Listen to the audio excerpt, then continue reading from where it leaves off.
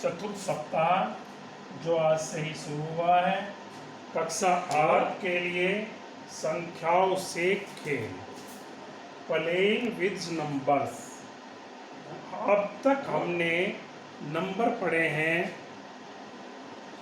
शुरू से आज तक हम नंबर पढ़ते आए हैं। 0, 1, 2, 3, 4, ये 9 नंबर हैं।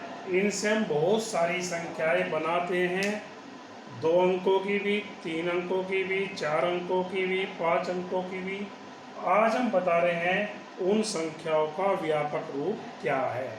हमारे कोर्स के अंदर केवल 2 अंकों की और 3 अंकों की संख्याओं को व्यापक रूप से कैसे लिखते हैं और कैसे समझते हैं, ये बताया जाएगा। हम एक नंबर ले रहे हैं 23। कितने अंक की संख्या है ये? 1 और 1 2 अंक की, 2 अंक की संख्या है। हमने पिछली कक्षाओं में स्थानीय मान के बारे में भी पढ़ा था। इसे हम बोलते हैं इकाई, इसे बोलते हैं धाई। क्या बोलते हैं? धाई। इकाई और धाई। यदि मैं इसको व्यापक रूप से लिखूं तो 2 ये धाई के साथ जुड़ी हुई है, 10 प्लस इकाई के अंदर 1, तो इसको मैं ऐसे भी लिख सकता हूँ 2 गुणा 20 प्लस 3 गुणा 1। या यदि मैं धाई को A मान लूँ और इकाई को B मान लूँ तो मैं इसे क्या लिख सकता हूँ? 2A plus 10A plus B। इसे बोलते हैं व्यापक रूप। यदि मैं पूछूं कि 2 का स्थानीय मान कितना होगा तो 2 का स्थानीय मान कितना होगा? 10 दूनी 20 प्लस 2 का स्थानीय मान 20 होगा और 3 का स्थानीय मान 3 होगा। 2 अंकों वाली संख्याओं को व्यापक रूप से किस प्रकार लिखा जा सकता है? जैसे कोई नंबर 49 है, मैं लिख दूंगा ये कितना है? 2.5 4 गुणा 10 प्लस 9 गुणा 1। यदि कोई पूछे कि 4 का स्थानीय मान कितना है तो बोल दो 10 चौक 40 और 9 का स्थानीय मान कितना है? 9।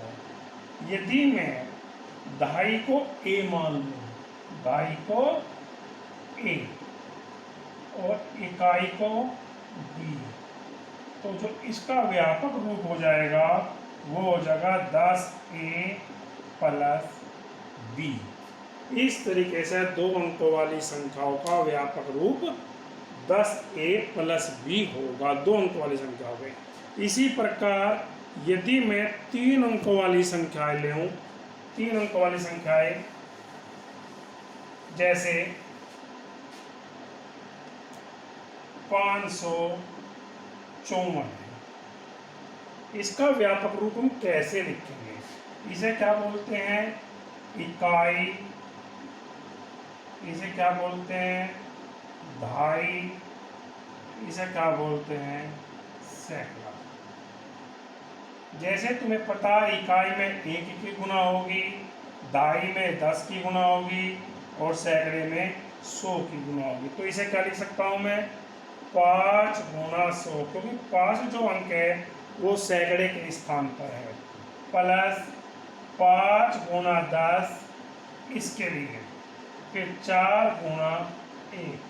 ये 554 का कौन सा हुआ? व्यापक रूप हुआ। यदि मैं पूछूं इस वाले 5 का स्थानीय मान कितना होगा तो कितना होगा? 500। इस वाले स्थान पर कितना होगा? 50 और 4 का कितना होगा? 4 ही स्थानीय मान होता है। यदि मैं इसे व्यापक रूप में लिखूं, हम मान के चलते हैं इस वाली संख्या को A, सैकड़े को A, धाई को B, 100A plus 10B plus C। यदि इस नंबर को हमने क्या मानना? A, इसको क्या मानना? B और इसको क्या मानना? C। जैसे कि तुम्हें पता भी है ये जो अंक है इकाई का अंक है, इसलिए इसमें 1 की गुणा हुई। कितनी गुणा हुई? 1 की। 5 कौन सा अंक है? 2.5 का है, इसलिए इसमें 10 की गुणा हुई। और ये सैकड़े का है, इसलिए इसमें 100 की गुणा हुई। तो 3 अंकों वाली संख्या का जो व्यापक रूप होगा वो क्या होगा, 100A plus 10B plus C। एक और एग्जाम्पल के द्वारा मैं बता दूं, मान के कोई संख्या लेते हैं हम की बार 829 है, 829, तो इसका व्यापक रूप कितना होगा, 8 कितने अंक है, सैकड़े पर है, 100 की गुणा प्लस 2 गुणा 10 प्लस 9 गुणा 1। 8 का स्थानीय मान कितना होगा, यदि अलग से भी पूछता है कि 8 का स्थानीय मान, 8 का स्थानीय मान, ये पूर्व कक्षाओं में हम पढ़ चुके हैं, कितना होगा 800। 2 का स्थानीय मान कितना होगा 20 और 9 का स्थानीय मान कितना होगा 9। यदि मैं इन संख्याओं को सबको जोड़ूं तो वही संख्या प्राप्त हो जाती है जिसका हमने व्यापक रूप बनाया था। तो 2 अंकों वाली संख्या, अब हम लास्ट में क्या याद रखेंगे, यदि कोई 2 अंकों वाली संख्या है तो हम उसे क्या लिखेंगे, 10A प्लस B। यदि 3 अंकों वाली संख्या है 100A plus 10B plus C। इस प्रकार से हम संख्याओं को व्यापक रूप में लिखते हुए चले जाएंगे। अब आपको अपने वर्कबुक के अंदर व्यापक रूप में संख्याओं को लिखना है। मैं कुछ प्रश्न दे रहा हूँ, जैसे 729, 405, 78, 53, 213। इन्हें हम संख्याओं को व्यापक रूप में कैसे लिखेंगे, इसके बारे में मैंने बताया था। यदि मैं इसी प्रश्न को उल्टा ले लूं, कोई कहता है कि इकाई का अंक 3 है, दहाई का अंक 5 है, सैकड़े का अंक 6 है, तो संख्या क्या होगी। मैंने बताया 3 अंकों की संख्या है, तो इसका जो फॉर्मूला होगा 100A plus 10B plus C। इकाई को क्या होता है, मैंने बोला C, दहाई को B और सैकड़े को A। तो 100 गुणा 6, 10 गुणा 5 प्लस 3 गुणा 1, 100 दाम 600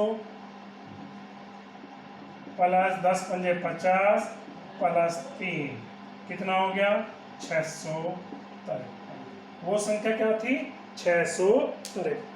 यदि संख्याओं को अलग अलग रूप में बताया गया है कि इकाई इतनी है, दहाई इतनी है और सैकड़ा इतना है, तो इनको ऐसे लिखेंगे।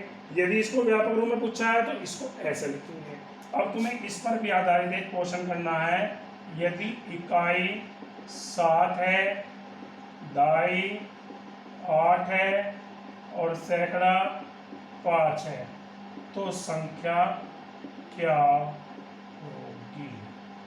इन सभी प्रश्नावली के सवालों को हल करते हुए चले जाएंगे। ये कक्षा 8 की इकाई 6 के अंदर संख्याओं के खेल हैं, इनको हल करेंगे। जो प्रश्न समझ में नहीं आया उसे आप कमेंट बॉक्स में भी लिखकर दोबारा से पूछ सकते हैं। धन्यवाद।